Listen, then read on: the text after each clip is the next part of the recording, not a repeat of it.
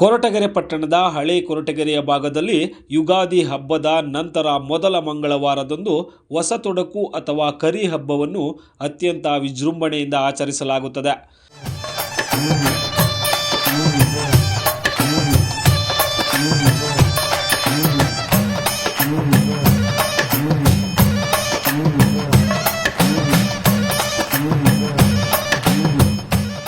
ಇನ್ನು ಹೊಸ ತೊಡಕು ಹಬ್ಬದ ಹಿನ್ನೆಲೆಯಲ್ಲಿ ಪಟ್ಟಣದ ಉಪಾರ್ ಬೀದಿ, ರಾಮಾಂಜನೇಯ ಬೀದಿಯಲ್ಲಿ ಹಟ್ಟಿ ಮಾರಮ್ಮನವರಿಗೆ ವಿವಿಧ ಹೂಗಳಿಂದ ಅಲಂಕಾರಗೊಳಿಸಿ ವಿಶೇಷ ಪೂಜೆ, ಆರತಿ ಕಾರ್ಯಕ್ರಮವನ್ನು ಅತ್ಯಂತ ವಿಜೃಂಭಣೆಯಿಂದ ನಡೆಸಲಾಯಿತು.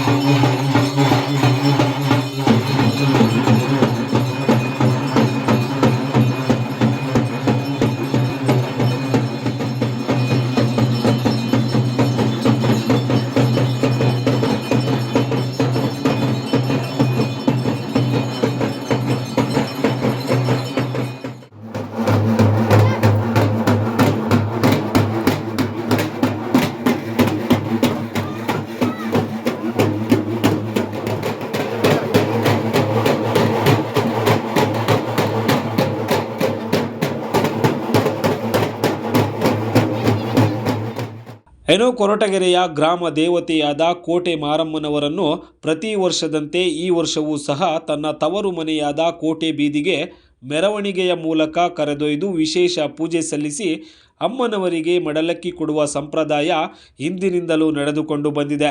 ಏನೋ ಈ ರೀತಿ ಮಾಡುವುದರಿಂದ ಭಕ್ತರಿಗೆ ಹಾಗೂ ಜಾನುವಾರುಗಳಿಗೆ ಯಾವುದೇ ರೀತಿಯ ರೋಗ ರುಜಿನಗಳು ಬಾರದಂತೆ ದೇವಿ ಕಾಪಾಡುತ್ತಾಳೆ ಎಂಬ ನಂಬಿಕೆಯಿಂದ ಅವರವರ ಬೀದಿಗಳಲ್ಲಿ ದೇವಿಯನ್ನು ಆರಾಧಿಸುತ್ತಾರೆ.